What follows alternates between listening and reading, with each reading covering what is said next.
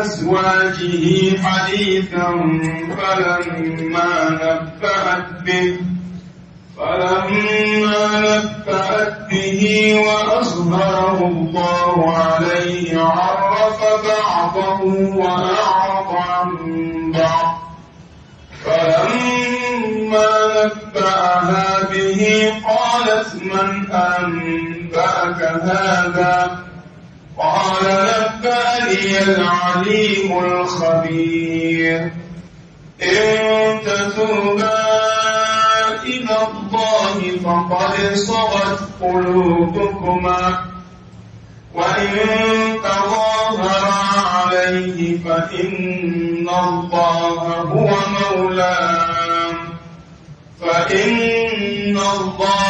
هو مولاه وجبريل وصالح المؤمنين والملائكة بعد ذلك ظهير. سورة التحريم. نعم. أعوذ بالله من الشيطان الرجيم. بسم الله الرحمن الرحيم. وصلى الله وسلم وبارك على سيدنا ونبينا وشفيعنا وحبيبنا محمد وعلى آله وأصحابه وسلم تسليما كثيرا. رب اكفنا السوء بما شئت وكيف شئت إنك على ما تشاء قدير. ربنا هب لنا من أزواجنا وذرياتنا قرة أعين واجعلنا للمتقين إماما. لك البشرى لك الدعوة لك البلوى سلاميتي لك الفتح مجالات أبين عرف أحمد ودبك لا إله إلا الله محمد رسول الله صلى الله عليه وآله وسلم. أعوذ بالله من الشيطان الرجيم.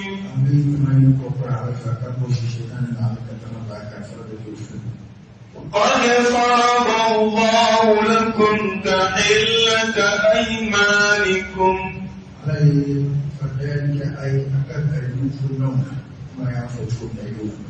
والله مولاكم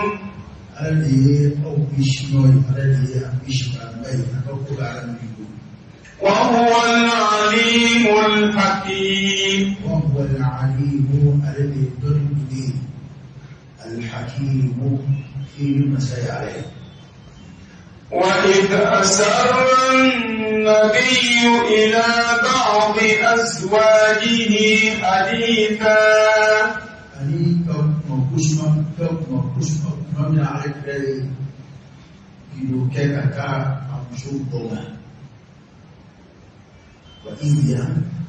واذكر قبل الكفر. إذ أسر النبي ونبي النبي لك إلى بعض أزواجه أمشوا دوما بيتك أي يقبل فرقي جاء أمشوا فلما نبأت به وأظهره الله عليه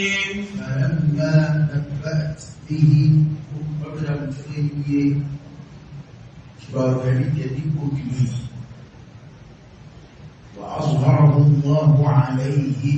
على كريمك على كريمك كفو او أمشي بيك كريم عليه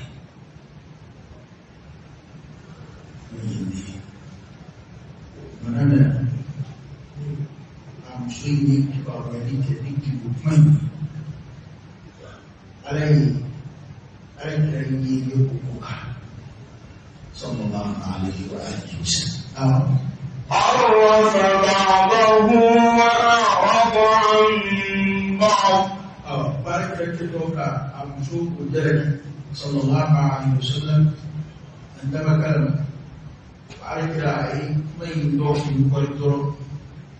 عرف بعضه وأعرض عن بعض أي دوفو أي جيد لدن يدولا كدوتي máa fẹ́ pépé lẹ́tì àwọn ọkùnrin ọdún kò jẹ́ máa bá jùwé مما جاء كسر مبقى تعتمنا من ألفها إلى يائها مما جاء مبقى إشارة دقيق فهمي وعلى صلى الله عليه وسلم من يوم كنك يجينا ودوما أقولي شو لدنيا كفو باي باوري باوري أي بدون ذلك أي بوكلا وغاي دولي فوق مينا كدوتري ما بيبيرتي التفسير فماشي أكون كولتو شو كاتو وغاي من ذلك أي بوكلا أي أدنى فلما نبأها به قالت من أنبأك هذا فلما نبأها به ومن الآية أمسور كباوية قلنا بدون لك إلا قالت أمسور من أنبأك هذا إني كباوية Ini suara Afirma Ada kali Gilo bukan aja Kalau gilo baru tahu usul Nah akan gilo bukan ada kali Tapi mana gilo ke gilo yang bawa Dan gilo berfala aja Mereka yang gilo suara uzumi Gilo menyuruh yang anak aja Aiti arabia ni kaya kaki kaya mati tinggi. Ayo fahamu zuri. Aku karaga kalimashi. La tukhbiri biha ahadan. Ana bashi tuwarani mbu. Akada ninji. Kira kufoka fakulika. Sallallahu alaihi wasallam. Enggak. Amso ya lakadi. Amso re. Matala kali kenawa. Ala kala kala sore men bibira feto odin o kamera ya kala na mshude ayi mai ndo foka dotri kamera ya mshude bawda da don ko kira kwara kala ma kafari balaka ko amshu kwama dan dunya take about that actually no kan ta ko ko ko fiye da fashi so ale alaka ni naso de akwaje kando fo mission bai many children to become a children of God wala sa kan da nan yaso ka ale kuma laka ni ale dum bana no bena ka maka da wuta yonji naso ne ke baka laka da alaka sallallahu alaihi wasallam bai kire ni buni ko قال نبأني العليم الخبير نبأني العليم الخبير مسألة بقى يقولنا مسألة يقول الخبير بقى مسألة دون يفيد لا يخفى عليه شيء في الأرض ولا في السماء فيدوا على كبارية مسألة أقول دوني مسألة كبارية مسألة وليك باويا نبوينا إذا لك المنيوتين على الإمكان مقوي الكريم أما الجميل إن تتوبا إلى الله فقد صغت قلوبكما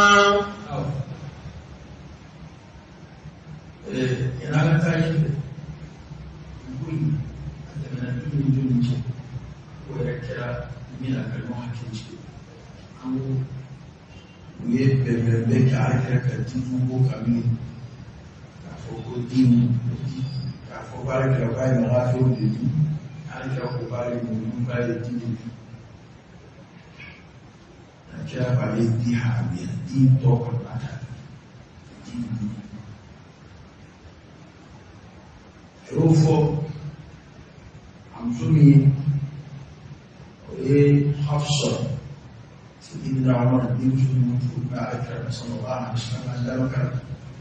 أي من يفولي ولا تخبرني بها أحد أنا كلمة أنا كلمة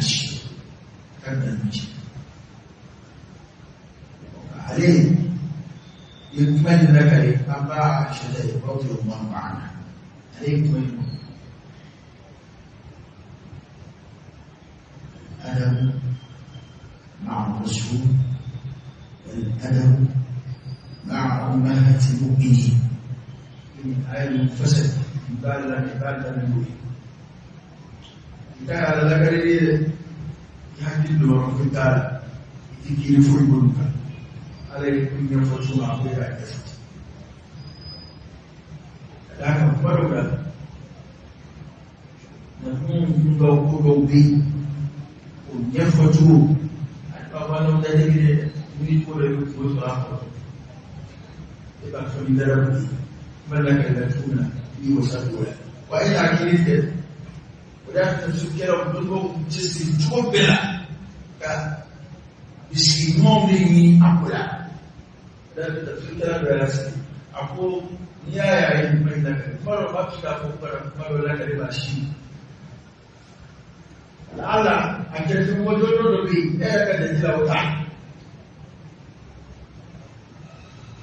حفصة أنا بعد ما عايشة جورة كم ولا كده على ذلك فأنا أعرف ثم لعل كسر أكبر مغرب بما يجب من كتباشي سكر باسوا يا فهمت يا فهمت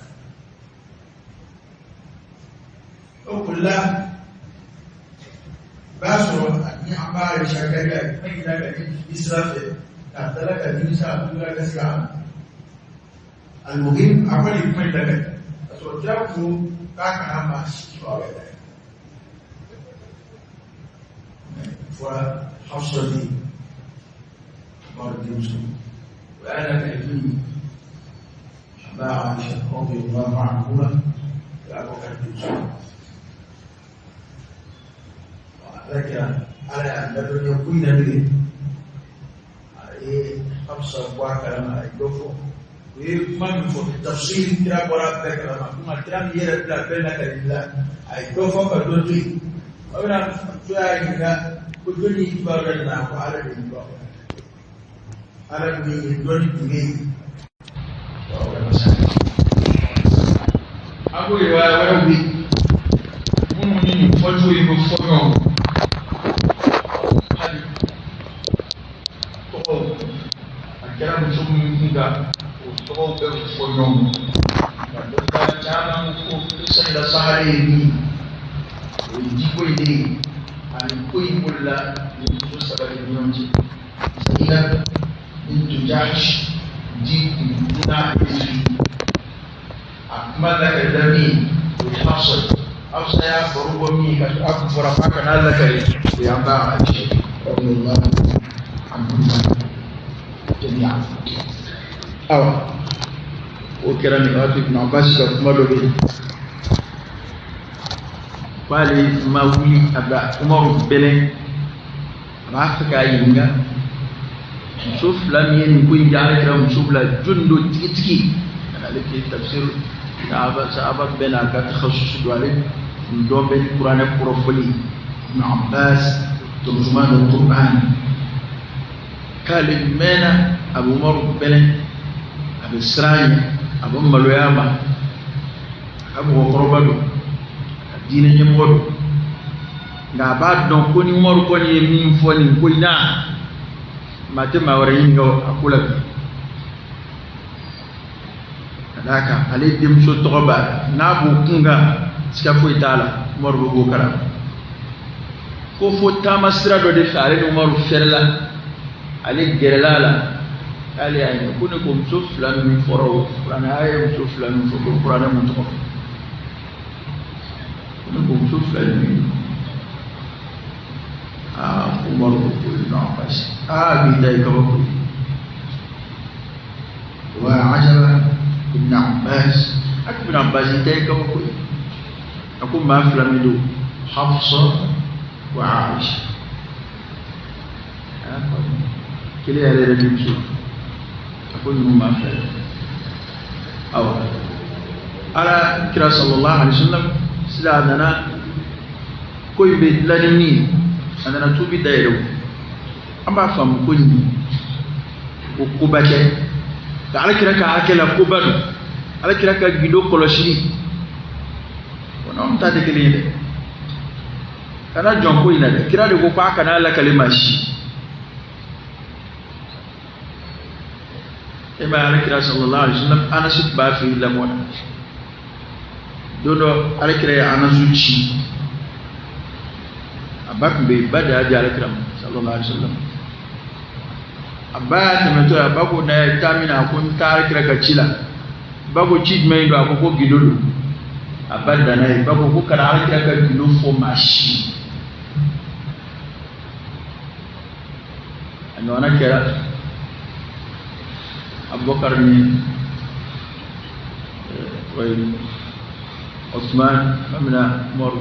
bege ga dim so jira ni mafi morta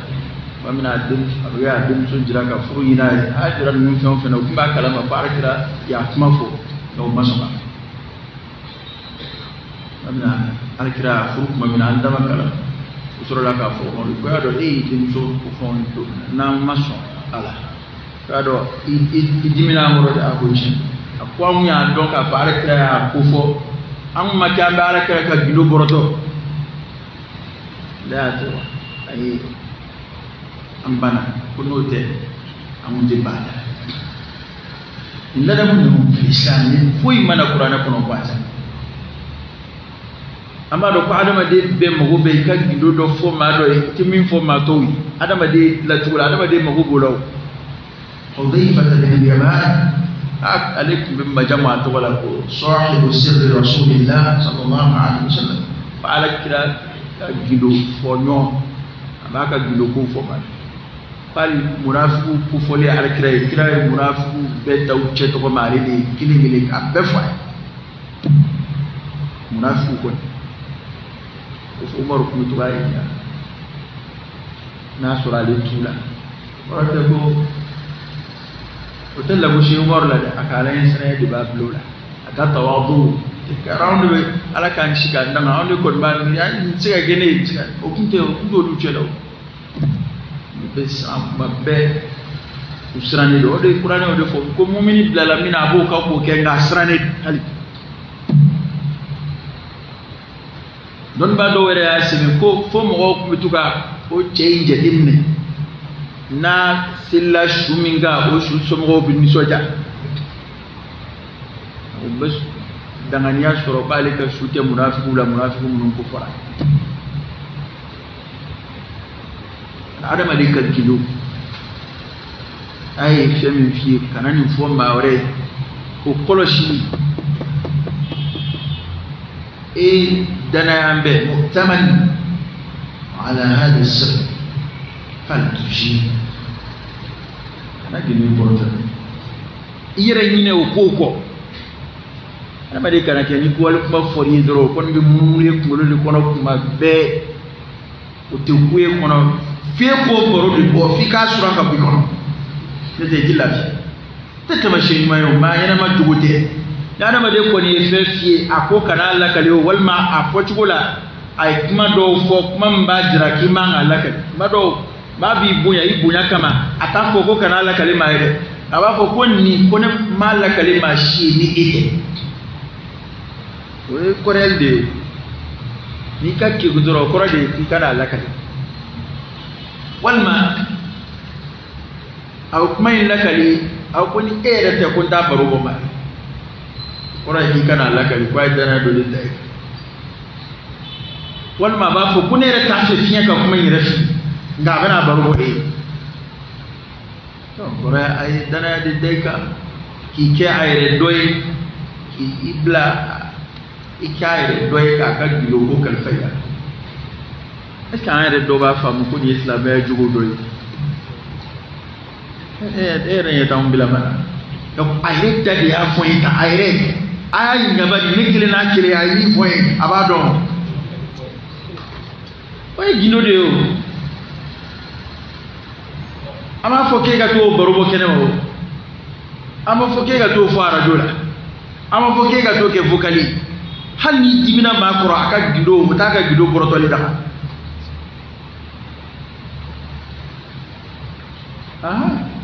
adama dai mana fefiye afo karsa ni ngagindo ko nda ka kacari da fe ka lakale sirati bolo ka lakale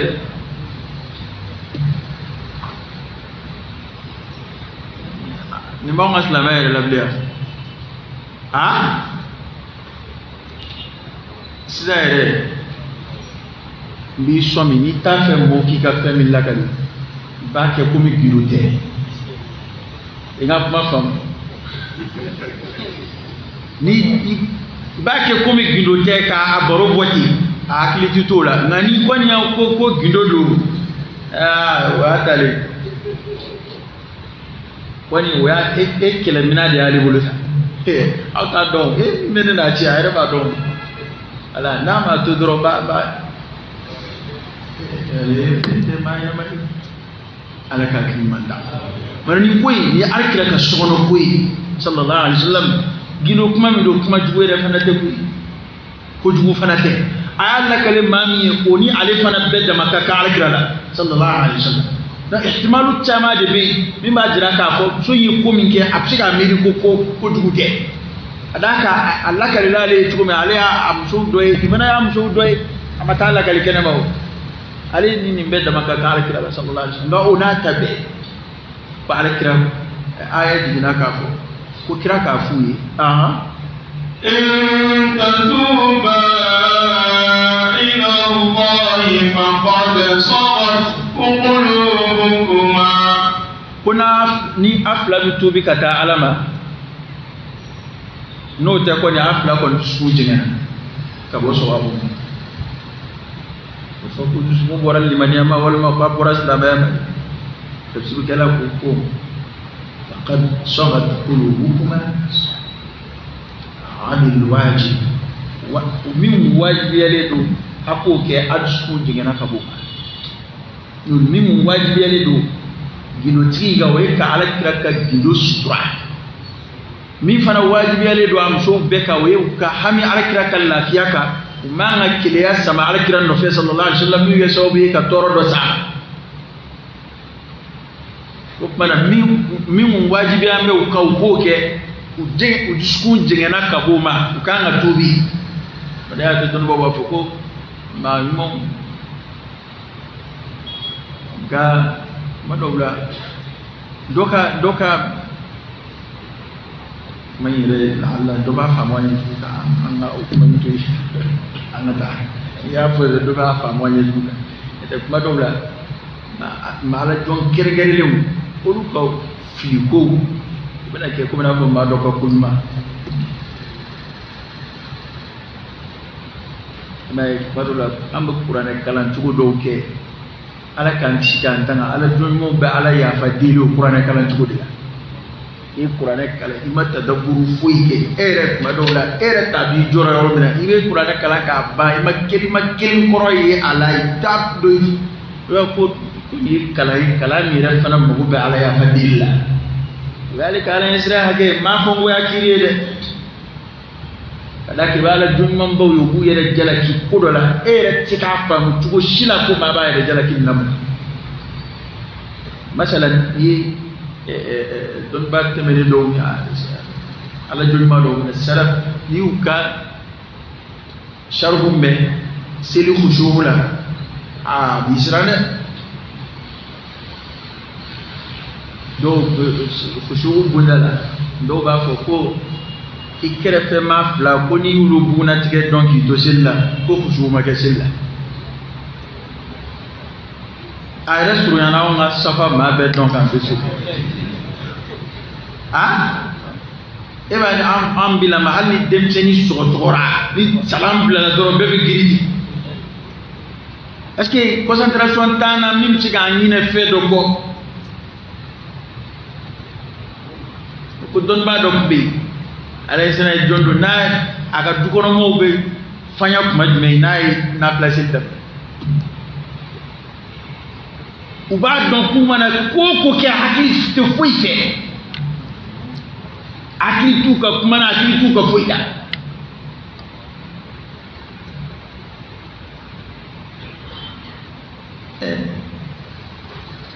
ni qiso ka ba kuma chama de ben mamu ni kudo kero la kuntu silla masika bwakala mu ya to fara salatu khawf na namuna parce que l'islam ko siri damne concentration min bulla kafiru bisiga na biuka ko be bisiku soro ko to bi manu la ni riwaya wa amba awaju de smaka atakhfifu ka fiya ka belanga wati ede ni kibo do fa fotula ame kuma minati ko gagelele mana ko imbe ba blaw minati ko afla disku jingena ajingana ka bo wajibi mada nganga minga jingana ka bo kira ko minga na lakala kuma nga lakali tugoshi wa we bembe minga alkira control sallallahu alaihi wasallam halli ko bate kiliya ko msemani do nga kira muso manga ke sallallahu alaihi wasallam qur'ane wodo ko uni muso shitekeli nusrana alai ka baraji flade ka nu israb la fana ka juwa ala yoro ka tebe ma to taka o ala na madon yere bu famu e ko do be ne era e ki ka dina nyam wa ke ka bu e bulo ka tebe yere takaw asra be islamawi ere ba fa do re ba fa non vraiment ni andi ka islamé te de mais vraiment ale de mangani ke do re ba fa ko ale de mangani ita ce ala kam do koloshi ala ka koda kan mana ko ni afla be tubi kata alama afla disku ko njigana wa in tadhara alayhi o ko ngana bi ngon ne maka halin wa in tadhara alayhi anni be ko fe na bina temen ko ni ka be ka akira kama ka nyon ne me akira ko ka sallallahu alaihi wasallam madula islam to mo goge ko asa anga bokira ka dugono ana ere ka dugono am borakira ka sono sisa sallallahu alaihi wasallam madula islam to mo bana bembe la be che kama troge bo fi ko nyodro ka ko mi o fam ba ko de wani ni ma farati bi dubla ko mana udah tu penggerak yang kuima hatta sral isyarah kui kahami ala syalika sallallahu alaihi wasallam sunu falla nyonga ma nyon neme kala fiya ba ko halu nganake yo ba kula de Kalau ata plata sabata nanta ata kanu mayon famu karoge masubla do masubla o se tebeyo anjamana be chugo minga chambala ko de jefa karoge ko nu te nyonga ku yoro manjambe yo we situi dobla dudo kono ya kalau ke hali una samana ka sama iti blasra yoro shikanye ni bu boya yi suka shile bu boya ni bu boya bana yi suka shile bu boya okay fa ka koro de kila bibi suka shiki la ka tayi na ke ga kunna hazu okay hali ba do be bes samso ma do be ko kuna beba ma be na jebta min ve da ka kuna fe na rugo jebna tashi dudaina odo wula da ka kuna fe odi kuna fe kon ma bezema wele ngani kuna fe kon kana pate wuli atika dola abada fuk ma ko mani be bode kuna fe wuli ila wa taka ni kuna fe ndo nyona ni segira ko bana na ni be segi ni uruki akela obina okay kuna fe wuli awuli kuma don kuna fe mba wuli kuma don kata kuna fe ndiki ka faveur la madara lo kuna fe ala ka kimanda o para ko ni abu tubi atushku jengena ngana bi yonde ma alakira ka hal sallallahu alaihi wasallam fa inna allaha huwa mawlahu wa jibril wa salihul mu'minin. Inna allaha hakikatu ala huwa alati mawlahu ali bi alakira bishinoye ateme babu ala bi alakira bishinoye aka kuba ala bi ala ba défense ta kubela hali mo mena daga do ala kira dala barula kuntu wuli ala ya kanata do ko si ala kira ka so jamu nu wili la kana dumini kala nana cido ala kira kuntu wuli kira be toro abin de mo abin maloya ta faka ma gien ta faka ma lam maloya ala kira de ko tugo sallallahu alaihi wasallam an ba ke tugo mina kuma dawla ka wuli ki jo ka wuli ni ka baro gelaw bi ala kira ta amu kile ni gede oge ni baro gelaw usige ku je wuli karoge na bona wuli no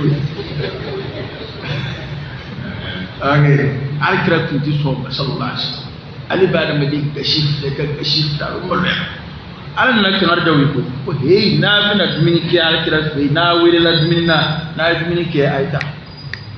ko aka ko dumini moni ya kana na siki ka moni kono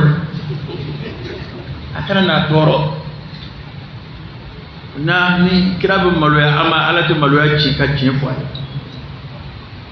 man ala ka ci do ci godo de hali am le ro na bi hal ala kira fatuli ko abu yani wajibi fɛn fɛn n'o ye tɔɔrɔ ye alakira baloli a tɛ bɛn hali kumakanw na i k'o fɔ alakira kɔfɛ k'a fɔ k'a ɲɛnama t'an cɛ hali alakira fatulen ko a fɔli min kɛra ko ka nin kan kɔrɔta alakira kumakan sanfɛ sallallahu alaihi wasallam kira ka sahabaw kun b'o appliquer alakira ka misiri kɔnɔ kurafaw ninnu du sɔn ma sigi kumakan kɔrɔta alakira ka misiri kɔnɔ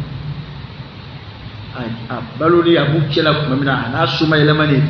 a bonya kun ye kelen ye o fila bɛɛ la o yɔrɔ wa silamɛ ɲuman bɛɛ kan ka kɛ i ma ale alakira sallallahu alaihi wasallam an dama kalama a furuɲɔgɔn n'o ye an baw ye mahal mu'minin ala y'a haramuya ko olu maa si t'olu furu a kɔfɛ i t'o ye kitabu si kɔnɔ ko dɔ ye alakira muso dɔ furu a kɔfɛ o kuma tɛ yen kuma ninnu maa t'a fɛ k'u fɔ yɛrɛ ka fɔ de i k'a faamu da ka a nana diinɛ kɔnɔ a ɲɛ fɔra kuran yɛrɛ nasu nana na k'a tɛ bɛn a ka alakira musow furu a kɔfɛ abada k'o bɛ alakira tɔgɔ ti daga ye wa a ma kɛ taariku kɔnɔ abada alakira fatura ka muso olu y'a ka diɲɛ musow alijinɛ kɔnɔ an'u bɛna fara ɲɔgɔn kan ye siga foyi t'o la a musow do diɲɛ na yan a musow do la o kumana ala de bɛ ka kiri ɲɛfɔ sa ko n'a ye a tɛmɛna n'a ka ko ye ka ɲɔgɔn dɛmɛ alakira kɔ kan k'a ka gidow bɔrɔtɔ ka bɛnbɛnbɛnw kɛ a kɔ kan i k'a dɔn ala huwa mawlahu ala de y'a bisi ɲɔgɔn ye a ka ko bɛ ala de bolo ala filɛ ka a ka nin ko in bange a ye cogo min na n'a ko a bɛ ko wɛrɛ kɛ a b'o fana bange a ye a bisi ɲɔgɔn ye ala de وجبريل وصالح المؤمنين وجبريل أن جبريل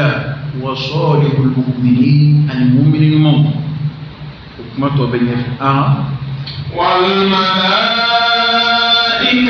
بعد ذلك ظهير والملائكة عن ملائكة توبة بعد ذلك ظهير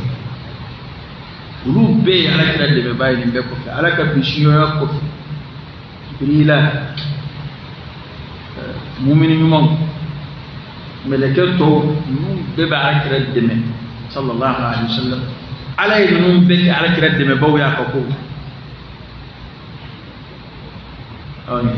ala ye ninnu bɛɛ kɛ alakira dɛmɛbaaw ye ala yɛrɛ ka bisiɲɔgɔnya kɔfɛ ba n'aw ko k'a bɛ ɲɔgɔn dɛmɛ alakira ko kan aw maa fila wali a muso a tɛ se o la dɛ ka d'a kan ala de y'a bisi ɲɔgɔn ye jibirila mumini ɲumanw meleke to be man te meleke ta olu be ala kira deme ko ana au flaka be me bet se kulu be tete عسى ربه إن طلقكن أن يبدله أزواجا خيرا منكن adola amma no ya bishiyo no ya alai na ya au furusa kadaka ni wale nuka adola amma na falini kai furunyona munu here ka bukati ma au tafsir kala ko babu jigi mo do hakilla ko awere ko mtu shike yo do mi kam sakati ba alakram to ko mana bina fale meina mi here ka buki ulu bina boal dina de kono kan wa tan du bo min ay ko ni ulu furu ngera sa fen ku masidu ko matubi ka shi alama ka ala soso yimbe ge sawbi ka darajati bana mamutumu bina fo so qur'anina tawla wala yesna jugo be so be kulu blanc no nona no kera era be boya kat man nunga kera soso be ke so be ko daraja ji am folme ye ko kapsa so be bo martabala be jigo jigo bana ko sifatu no ala ko be mamutumna no kana dafa ala kira musubla ko bina dafa mun na no bina blaw nona mara wude daraja be korata sha kabla no no khorala ko yindi on ma ere ko yindi oni ama son ka siga ko ka tubi halsa ni ay wonde ma alkira adola amma nay ni alkira o furusa amma na falini ka ay furu nyo wala munu here ka bukati na auka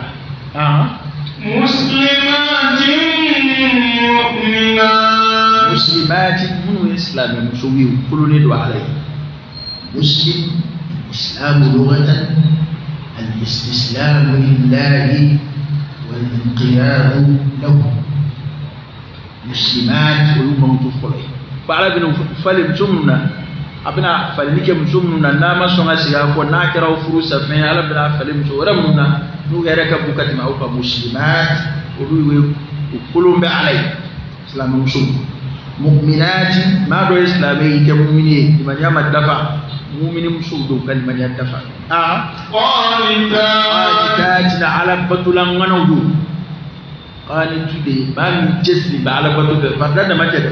ابي فردو دي دفع ابي يرما جاء على كدونا دي دونزكو ابي تلاك نافلو جما كمن با سنيا على الكل على مريم ممكن وكان من القانتين ومريم ربته كلام منولا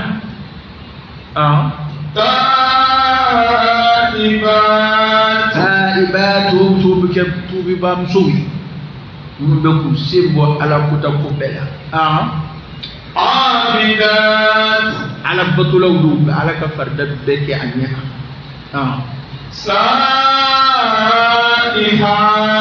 سائحات دون بو يقرا جامن فولا جامن يشوتا شون كرنگرلا bato kelaw do shumbu kono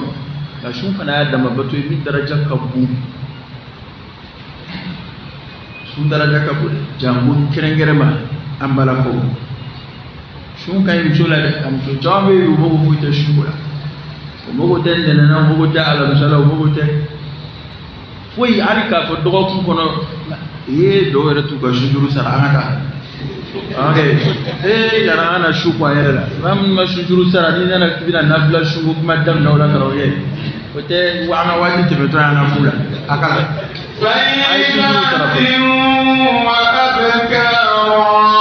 tayyibat mun dilla ka furuka koro